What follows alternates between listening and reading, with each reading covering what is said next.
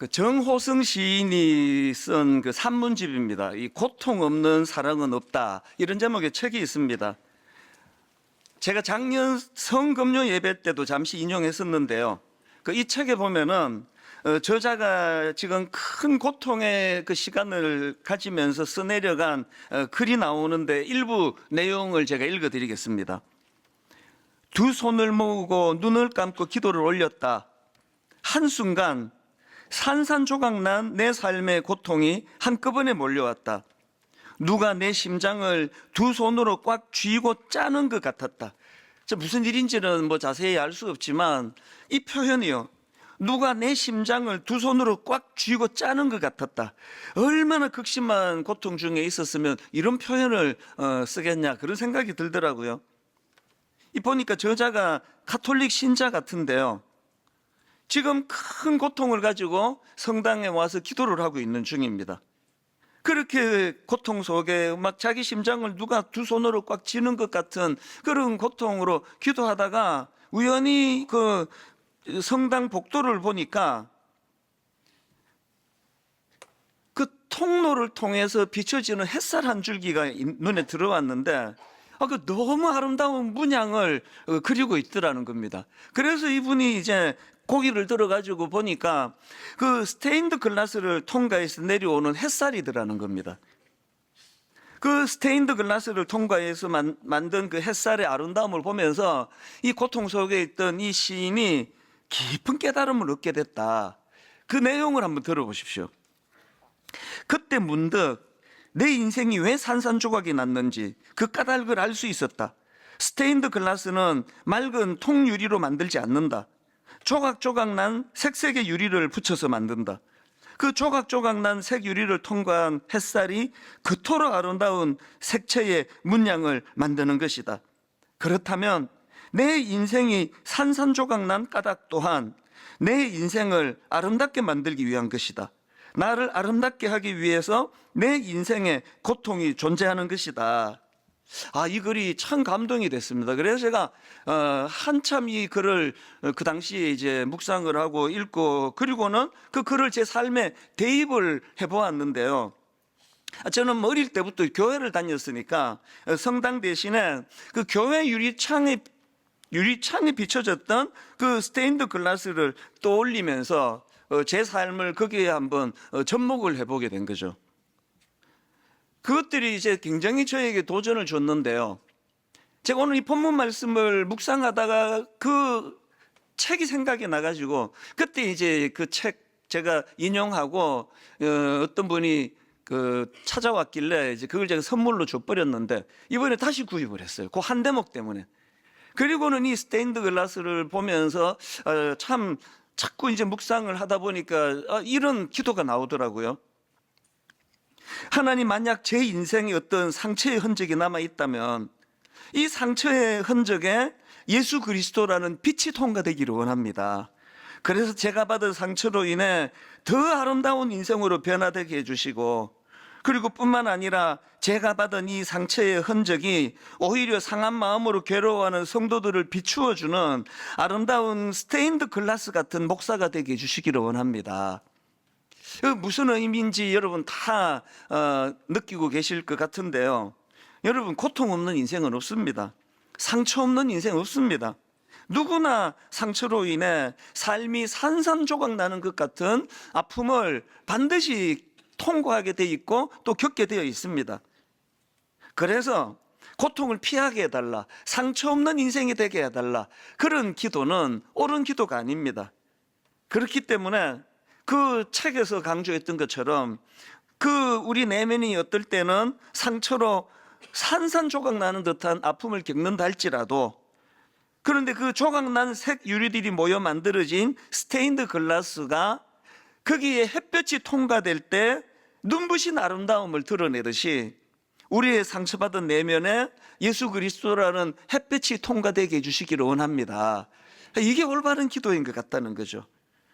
그렇게 예수 그리스도라는 햇빛이 우리의 상처를 통과하게 된다면 우리 상처들이 오히려 누군가에게는 위로가 되고 우리 상처들이 오히려 누군가에게는 용기가 될 수 있다는 것, 이건 저는 목회자로서 굉장히 많이 경험하는 그런 내용입니다.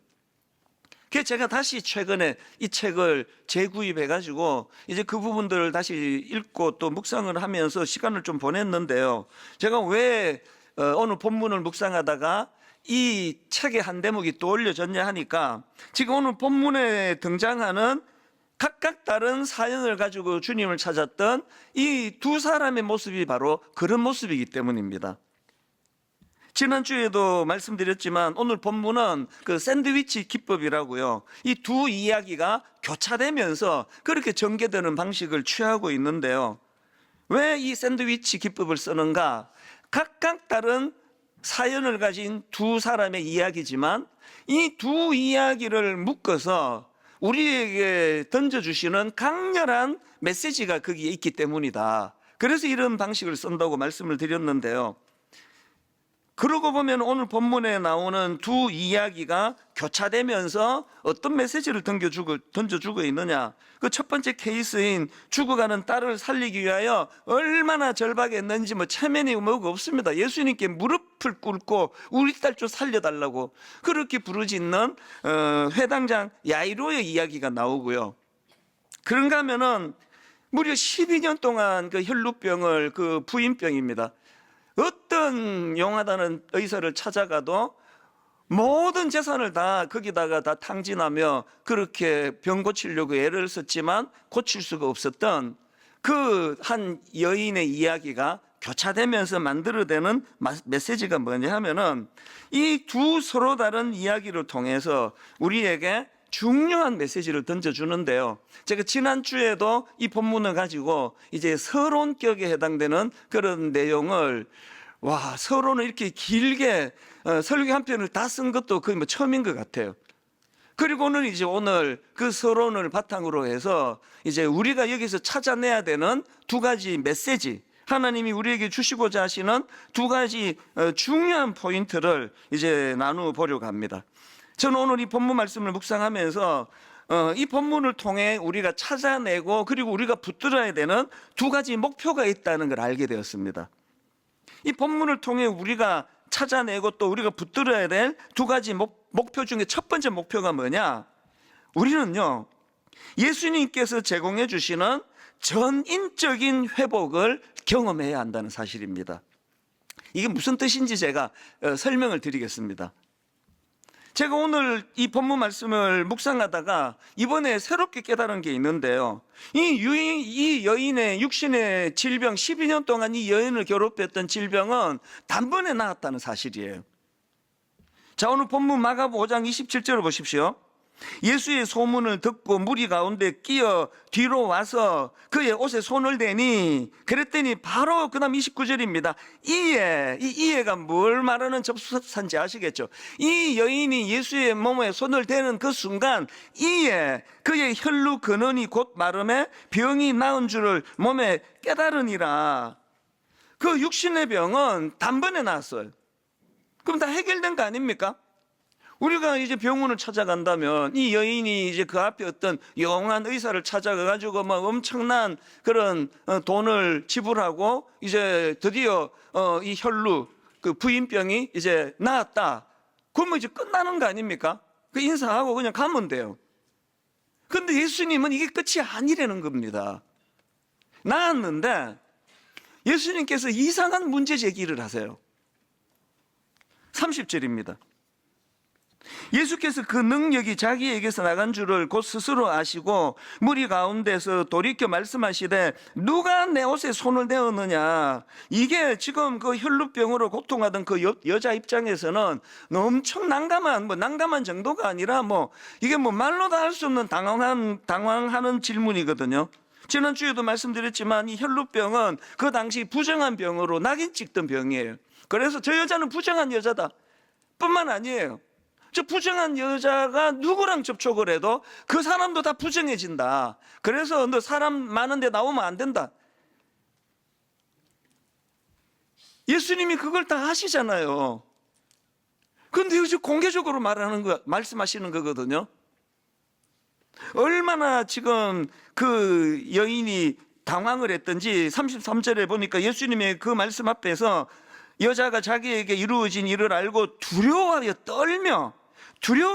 떨며 와서 그 앞에 엎드려 모든 사실을 부들부들 떨면서 사실은 저라고 이야기를 하거든요. 왜냐하면은 만약에 지금 사람들이 이렇게 많이 모여있는 공공장소에 이 여자가 나타났다는 거, 그리고 함부로 그 사람 몸에 손을 댔다는 거, 이게 이제 들통이 나면 어떤 처벌을 받을지 모르는 그런 상황이거든요. 그러니까 두려워하며 떨며 주님 앞에 그 사실을 고백하고 있는 거 아닙니까? 아니, 예수님은 왜 이렇게 지혜롭지 않은 것 같은 이런 질문을 던지시는가? 여기에 굉장히 중요한 예수님의 의도가 담겨져 있습니다. 34절에서 예수님이 이렇게 말씀하십니다. 예수께서 이르시되 딸아, 너의 믿음이 너를 구원하였으니 평안히 가라. 너의 병에서 놓여 건강할지어다. 아니, 그 앞에 이게 34절이고요. 그 앞에 29절에 보니까 이미 그 여인의 병이 나았단 말이죠. 근데 뭐 새삼스럽게 주님이 뭐 네 병에서 놓여 건강할지어다 이거 왜 하시느냐고요. 여러분, 지금 예수님의 기준으로 보면은요, 이 여인이 괴롭힘을 받던 12년 동안 자기를 괴롭혔던 혈루병이 낫는 그것도 귀한 일이지만 그게 다가 아니라는 거죠. 왜냐하니까 지금 이 여인은 이 혈루병 때문에 무려 12년 동안 가정과 사회와 관계로부터 격리되고 비정상적인 관계 속에 숨어 지내던 여인이거든요. 그러니까 이 혈루병은 이 여인의 삶을 완전히 무너뜨렸습니다. 단순히 이 여인의 병이 이제 고침을 낳았다, 이것만으로는 회복되지 않은 많은 영역들이 있었기 때문에 지금 예수님은 이 여인에게 이런 관점으로 지금 선포하고 계시는 겁니다. 그 긴 세월 동안 고립되어 살아야 했던 여인의 고통을 아시는 주님께서는 지금 수많은 사람들 앞에서 그 사실을 공개적으로 지금 선포하고 계시는 겁니다. 너는 이제 더 이상 부정한 여인이 아니다. 너는 이제 회복되었다. 그 누구도 너를 정죄할 수가 없다. 이걸 지금 공개적으로 주님이 선포하고 계시는 거예요. 저는 이게 막 너무 감동이 돼요. 여러분, 자꾸 교회를 하나님과 거래하는 곳으로 생각하는 분이 계세요. 그래서 내가 봉사도 하고 헌금도 하고 내 할 일 다 하고 하나님은 이거 어떻게 좀 해달라고, 혈루병 좀 고쳐달라고. 그래서 모든 우리 기도의 초점은 내가 혈루병 낫도록 기도했다. 결론? 응답받았다? 응답받지 못했다. 이것밖에 없는 거 아닙니까? 제가 29교회로 우리 목사님들 파송할 때 맨 마지막에 했던 이야기가 있습니다. 당신들하고 나오고 우리 굉장히 지금 위험한 관계로 들어가고 있다. 왜? 이게 거래 관계가 될 수 있기 때문이에요. 거래 관계로 들어가면 무조건 상처를 받아요. 100가지를 해줘도 101가지 안 해준 것 때문에 마음에 채워지지 않는 그런 그 결핍감으로 관계가 깨지는 게 인간이거든요. 하나님과 우리 관계를 돌아보셔야 돼요. 혈루병이 나았다? 낫지 않았다? 이것밖에는 생각하지 못하는 우리들에게 오늘 본문을 통해 주님은 전인적인 치유를 원하세요. 그래서 주님께서 이제 이 여인을 향하여 그런 놀라운 선포를 하시는 그 일을 통해 병 낫고 안 낫고를 뛰어넘는 주님과 그 여인과의 관계가 회복이 되는 거거든요. 혈루병은 이 여인의 가정을 파괴했고 이 여인을 사회로부터 격리시켰고 사랑하는 사람들과 헤어지게 만들었습니다. 이런 상황에서 예수님은 공개적으로 너의 병에서 놓여 건강할지어다, 이건 단순히 육신의 병만이 아니에요. 그동안 괴롭히던 병의 치유를 넘어서 상실되었던 모든 관계를 다 회복시켜 주시는 그 하나님 주님의 선포가 여기에서 일어나는 거거든요. 여러분, 그래서 우리 기억해야 됩니다. 예수님께서 주시는 그 회복은 단순한 병의 치유를 넘어서서 고립되고 상실되었던 대인관계와 무너진 자존심, 이 모든 것들을 회복시켜 주시는 전인적 치유가 일어나는 거예요. 예배 한 번 드리는 거 너무 아름답지만요, 왜 소그룹에 나가야 되느냐? 거기에서 상처를 받고 기분 나쁜 사람을 만나고 그래서 또 마음이 또 아프고 이런 일들이 왜 중요한가 하면은 그 모든 과정 속에서 전인적인 치유가 일어나기 때문이에요. 그래서 저는 오늘 예수 그리스도 이름으로 오늘 예배 드리는 모든 분들을 향하여 이 34절을 선포하기 원합니다. 예수께서 이르시되 딸아, 너의 믿음이 너를 구원하였으니 평안히 가라. 이 십자가를 통해 우리 모두는 죄로 인해 잃어버렸던 하나님과의 관계, 죄로 인해 잃어버렸던 사람들과의 관계가 온전히 치유되고 회복이 되어서 이제 이 혈루병을 고침받았다, 고침 못 받았다라는 이런 굉장히 간단한 도식을 뛰어넘는 전인격적으로 회복이 일어나고 전인격적으로 치유가 경험되는 그런 교회, 그런 성도님들이 되시기를 바랍니다. 그래서 예수 믿는 우리는요, 스스로에게 자꾸 점검하셔야 됩니다. 상한 내 마음은 치유가 되었는가? 왜? 치유되지 않은 내 상처가 자꾸 나도 남을 찌르기 때문이에요.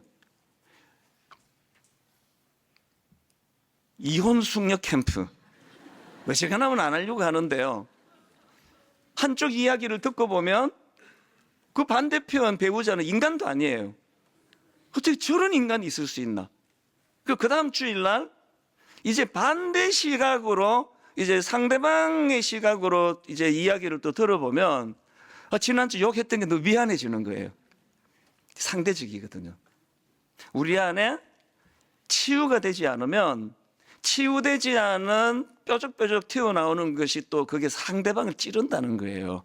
그래서 그 이혼 전문 변호사 강의를 제가 들은 적이 있는데요, 의뢰인 이야기를 들으면서 야, 이 상대방 같은 저런 배우자를 만나갖고 우리 의뢰인이 얼마나 힘들고 아프고 어려웠겠나, 그렇게 동정이 저절로 간대요. 그리고 나서 재판이 시작되면 이제 저쪽 얘기가 또 들려지면은 야, 참 저 상대방도 얼마나 힘들었겠나, 그 생각이 든다는 거예요. 이 재판하면 헷갈리는 거죠. 그게 인간이에요. 여러분, 매 예배 때마다 기도하셔야 돼요. 상한 내 마음이 치유되기를. 상한 내 마음이 치유되지 않으면 내 이 상한 거기 상처에서 상대방을 찌르는 그 흉기 같은 게 나오기 때문이에요. 목사가 가장 두려운 게 그거예요. 이를 악물고 용서해야 되는 게 그거예요. 이게 잘 안 되면은요, 강단에서 아무 죄도 없는 성도들에게 공이라는 이름으로 막 얼마나 난폭한 언어가 나오는지 모릅니다. 가끔씩 제가 그걸 느껴요. 그래서 막 이를 악물고 저는 용서하기를 원해요. 무조건 용서해야 되는 이유는 내 내면의 상한 감정이 치유되어야만 거기서 깨어진 관계가 회복이 되고요, 그 깨어진 관계가 회복된 그 자리에서 이제 너무나 아름다운 주님의 사랑의 빛이 스며들 수 있기 때문입니다. 다시 강조합니다. 고통 없는 인생 없습니다. 누구나 상처받습니다. 누구나 상처로 인해 그 삶이 산산조각 나는 것 같은 아픔을 겪습니다. 그러나 여러분, 그 조각난 색 유리들이 모여 만들어진 스테인드 글라스에 햇볕이 스며들 때 그 자체로는 흠이었던 조각들이 하나 되어 놀라운 아름다운 빛을 비추는 것처럼 우리의 상처 입은 내면에 예수 그리스도라는 햇볕이 스며들기를 원합니다. 예수 그리스도라는 햇빛이 스며들 때 깨졌던 그 유리조각, 그 유리조각을 통하여 아까 그 시인이 절망 속에, 고통 속에 발견했던 그 너무나 아름다운 햇살이 복도를 비추고 있어. 그것이 이분에게 치유가 됐다. 오늘 예배 가운데 예수 그리스도의 사랑의 빛이 상처받은 저와 여러분 모두를 비춰주시는 은혜가 있기를 원합니다. 그래서 우리가 전인격적으로 우리 상처가 치유되는 이 일이 먼저 일어나기를 바라고요.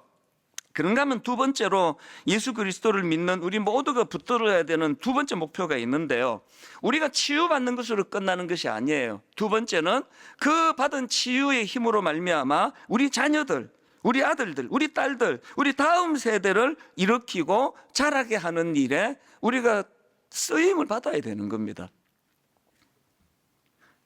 오늘 본문의 흐름을 보면은 먼저 혈루증 앓던 여인이 치유되는 이야기가 나오고요, 그리고 그 다음에 이제 회당장 야이로의 딸을 살리는 사건이 이어지는데, 이 회당장 야이로의 딸을 살리시는 그 사건 과정에서 예수님이 하신 게 두 가지예요.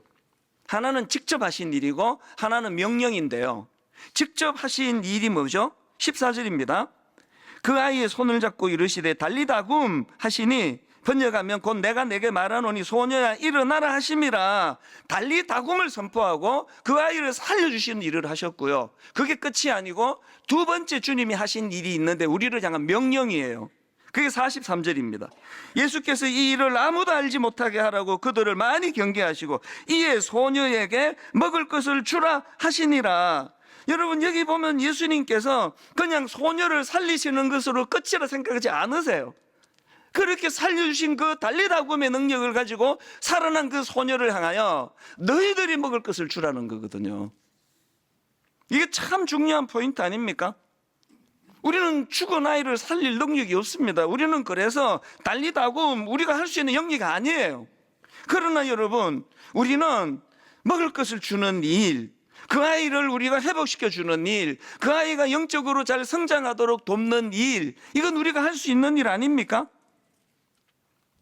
분당 우리 교회가 제 남은 임기 가운데 우리 청년을 살리는 일에 내 다 투자하겠다.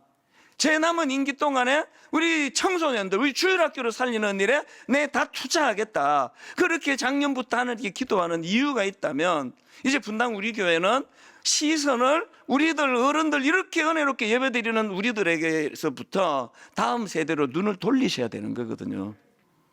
요즘요, 정신적으로 정서적으로 어려움을 겪는 청소년들이 너무 많아요. 저도 청소년 사역자 출신 아닙니까? 그런데 제가 청소년 사역할 때 듣지도 보지도 못했던 양상들이 지금 우리 중등부 고등부 담당 목사님들 전사님들한테 일어나고 있거든요. 최근에도 그 중등부 담당하는 목사님 대화하다가 이러다가 이 목사님이 이제 번아웃이 와가지고 너무 마음이 아프더라고요. 오늘 저는 공개적으로 부탁합니다. 여러분, 지금 이 악한 세상 속에서 이 너무나 여린 그 속살 같은 우리 아이들이 지금 너무나 많은 정신적으로 정서적으로 어려움을 겪고 있습니다. 목사님 한 분으로 그 일을 할 수가 없습니다. 제가 오늘 공개적으로 여러분께 호소하는데요, 우리 성도님들 중에서 그 심리치료 관련한 전문적인 일을 하시는 분들, 이런 분들이 좀 자원해 주셔서 전문 팀을 만들기를 원해요. 여러분, 여러분들의 그 직장 생활과 또 생업을 위하여 애쓰시는 가운데 물질만 하나님께 11조 드리는 거 아니에요. 여러분의 재능의 10분의 1을 우리 다음 세대, 우리 어린 중고등학생들에게, 우리 대학생 청년들에게 좀 투자해 주시기를 바랍니다. 그 아이를 우리가 회복시켜 줘야 되고 치유해 줘야 돼요. 그리고 뿐만 아니라 홈페이지에 지금 다 올려드렸는데요, 좀 유료로 좀 그 가족이 페이를 하더라도 진짜 유능한 이런 기관이나 또 의사나 상담가가 있다면 추천해 주시면요, 우리가 그 기관을 소개해 드릴 수가 있거든요. 이제는 우리가 하나님 앞에서, 여러분이 왜 샌드위치 기법을 통해서 이게 먼저 시작한 것은 야이로의 딸 이야기인데 왜 이 여인이 혈루병을 먼저 낳는 게 나오고 그 다음에 이 아이가 살아나는 기록이 연이어 나오느냐. 그거 여러분, 제가 그 대한항공이나 아시아나 탈 때마다 늘 겪는다는 거 여러분 아시죠? 비행기 타고 딱 앉으면 저는 그게 항상 저에게 메시지예요. 만약에 비행기가 어려움을 만나고 바다에 빠지거나 이런저런 어려움이 생기면 산소 마스크가 내려올 겁니다. 그러면 아이 먼저 끼우려고 하지 말고 본인이 먼저 끼우세요. 산소 마스크를 본인이 먼저 잘 쓰시고, 그리고는 약자들을 도우세요. 이게 비행기 탈 때마다 제게 들려오는 영적인 메시지예요. 왜 이 샌드위치 기법을 통하여 시작은 야이로의 딸의 죽음 이야기로 시작을 하는데 왜 먼저 이 혈루병 여인이 고침받는 게 먼저 기록이 되느냐? 산소 마스크를 우리가 먼저 껴야 돼요. 이게 우리가 사명이에요. 치유되는 게 여러분의 사명입니다. 여러분의 상처를 방치하지 않는 게 여러분의 사명입니다. 반드시 회복이 일어나야 됩니다. 드디어 여러분의 산산조각난, 그래서 이것 때문에 나는 정상적인 삶을 살 수 없다고 생각하는 깨진 유리조각 같은 우리 내면이, 거기에 예수 그리스도의 햇볕이 스며드는 일이 일어나기를 원합니다. 그 치유된 아름다움을 가지고 이제는 다음 세대 청년들, 젊은이들 살리는 일을 해야 된다는 겁니다. 지금 우리나라에서 다음 세대 자녀들을 위한 기도 운동이 막 일어나고 있는데요, 마마 클럽이라고 들어보셨습니까? 어머니 연합 기도 운동이에요. 이 마마 클럽은요, 2008년도에 6명의 평범한 어머니들이 모여 기도회로 시작을 했습니다. 그랬는데 이 작은 어머니들 기도 모임이 불씨가 돼가지고 지금은요 전국의 35개 지역으로 확장되고 한번 뭐 3.1절 이런 때 한번 모여서 기도하자 그러면 막 어떨 때는 막 몇만 명씩 모여서 기도한대요. 이 일을 시작한 분이 조금역 권사님이신데요. 대단한 분입니다. 그냥 평범한 한 교회 권사님이세요. 그런데 이 권사님에게 하나님이 사명을 주신 거예요. 그 마음에 지금 이 땅에 다음 세대가 무너지고 있다. 어머니들이 깨어 기도해야 된다. 그 마음의 부담을 주셨기 때문에 거기에 이분이 순종한 거예요, 그냥. 그래서 이제 기도의 자리로 자기 모든 삶을 거기에 이제 투자하는 걸로 다 바쳤는데요. 이분이 하는 고백을 한번 들어보십시오. 저는 그날 이후 하나님께서 그에게 이 마음의 다음 세대를 향한 부담을 주신 이후 저는 그날 이후 다음 세대를 위해 무릎 꿇는 일이 내 인생의 사명임을 깨달았습니다. 그 이후로 이 조금역 권사님 가시는 곳마다 다음 세대를 위한 기도의 불씨가 일어나고 그 기도의 불씨를 옮겨 붙이고 그 일을 지금도 지치지 않고 하고 계세요. 솔직히 말씀드리면요, 저한테도 이제 그런 그 연합 어머니 기도회 말씀 좀 전해달라고 부산에서 이게 태동이 됐거든요.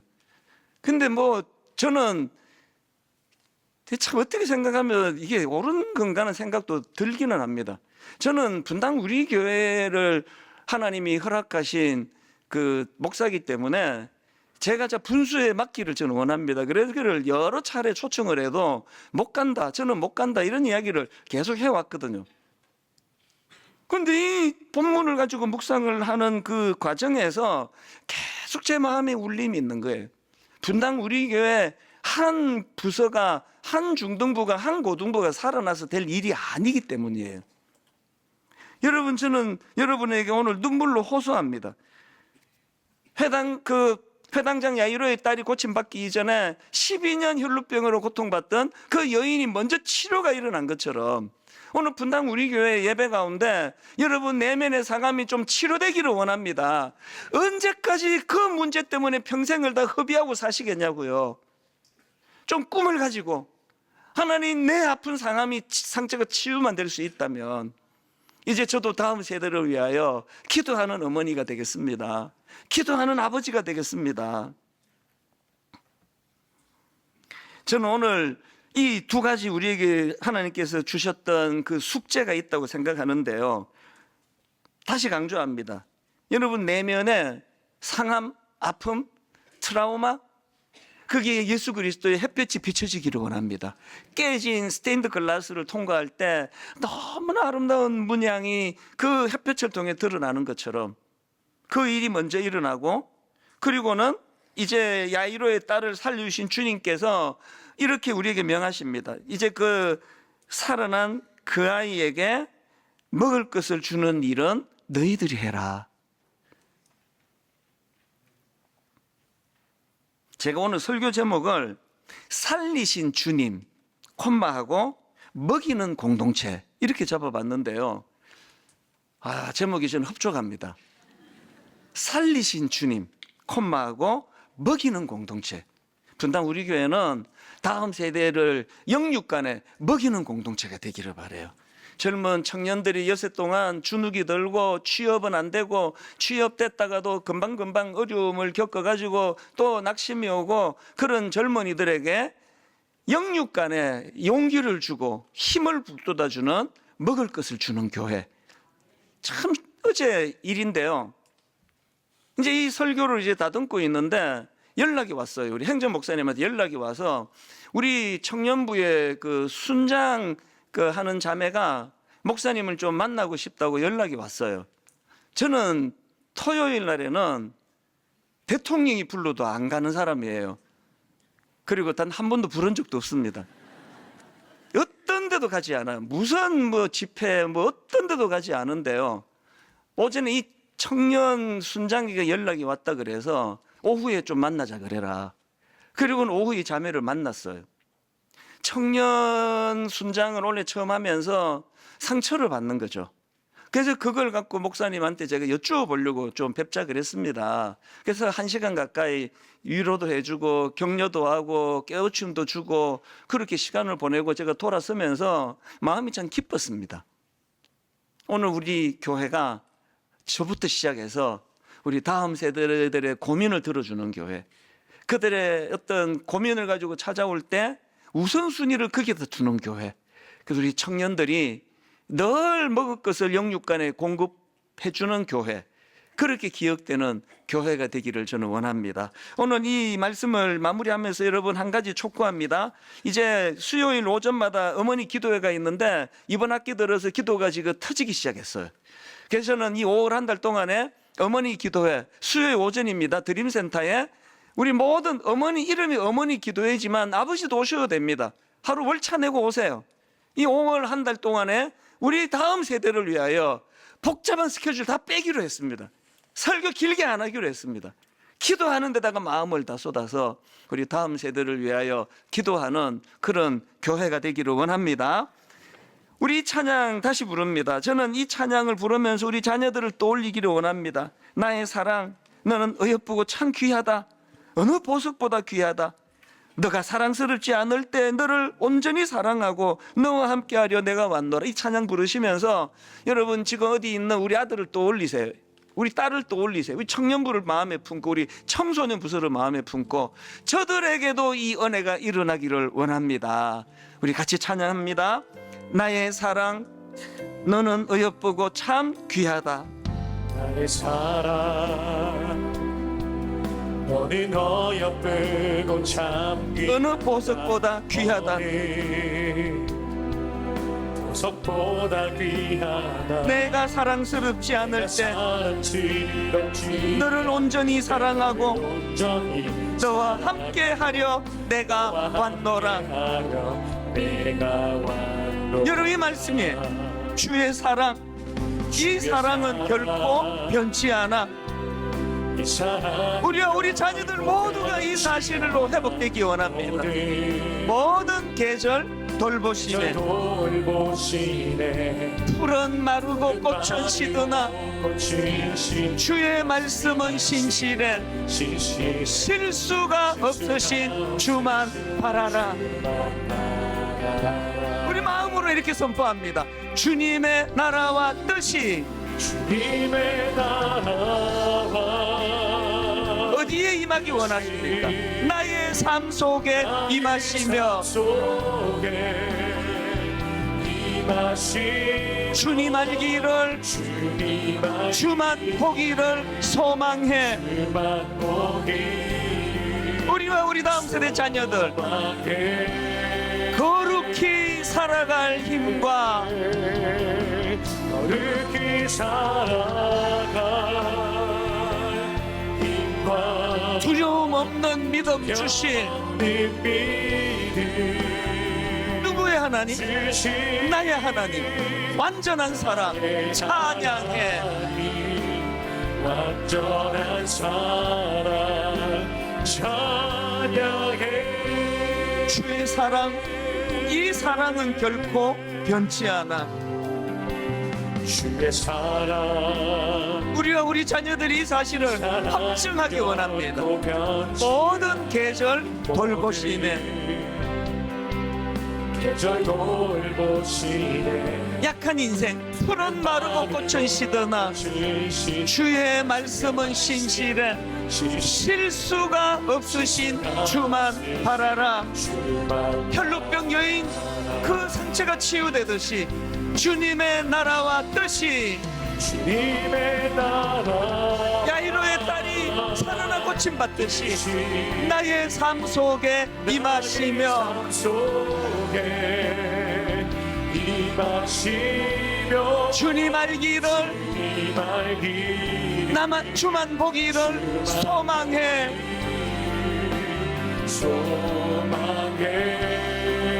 악한 이 세상 사는 우리 거룩히 살아갈 힘과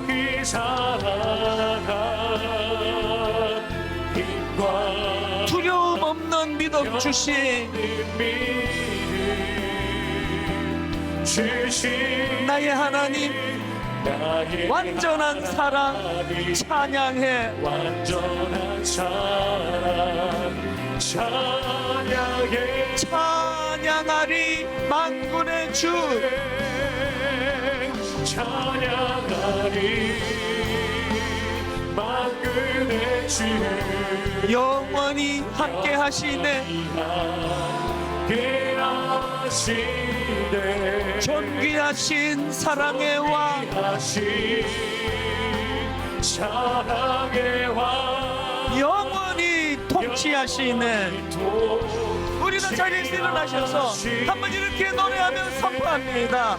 주님의 나라와 뜻이 나의 삶 속에 임하시며 속에 임하시며 주님 알기를 임하기 주만 보기를 소망해. 소망해. 거룩히 살아갈 힘과 거룩히 살아갈 힘과 두려움 없는 믿음 주신 나의 하나님 완전한 사랑 찬양해. 완전한 사랑 찬양. 내가 믿고 또 의지하며 내가 믿고 또 의지하는 내 모든 형편 아시는 주님 형편 아시는 주. 늘 보호해 주실 것을 해주실 것. 믿음으로 선포하십시오. 나는 확실히 안해. 확실히 아네. 내가 믿고 또 의지하며 내가 믿고 또 의지하는 내 모든 형편 아시는 주님 편 아시는 주. 늘 보호해 주실 것을 보호해 주실 것이 나는 확실히 안해. 확실히